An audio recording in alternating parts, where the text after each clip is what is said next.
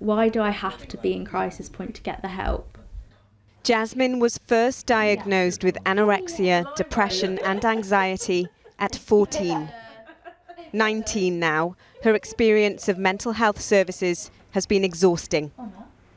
Most services just think that like mental health stops at 5 Monday to Friday and at weekends. Like, but you're just told to go to A&E. You're just literally told, and A&E isn't the place for mental. If like physically, if you've taken an overdose, if you've self-harmed, then yes, A&E is the place to go.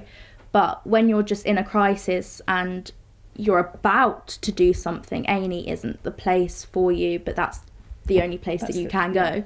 Waiting times are too long, access far too difficult. That's according to a report by the Children's Commissioner.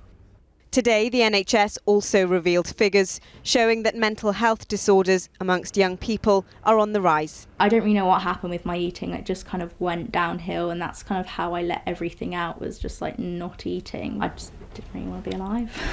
That was kind of past the point. I just was struggling so much with everything. It was like, and there was no one really there to talk to. Like, the school counsellor was good, but it was like, obviously she's not properly like trained like a CAMHS worker is. CAMHS stands for Child and Adolescent Mental Health Services. The Children's Commissioner says funding is a huge problem, but she's also suggested an NHS counsellor in every school.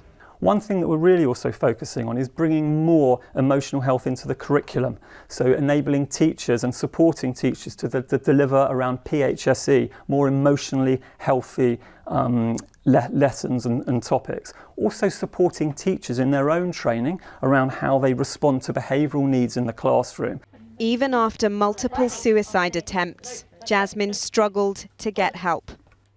They have a set weight limit that you have to have reached, and she wasn't within that. So even though she wasn't eating, we were in hospital regularly, having every week, being rehydrated, but she still wasn't. And they actually said to her, you're not ill enough to be referred to a specialist eating disorder service.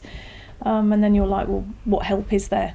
Jasmine's younger sister is also experiencing mental health problems and struggling to get the help she needs. Ria Chatterjee, ITV News.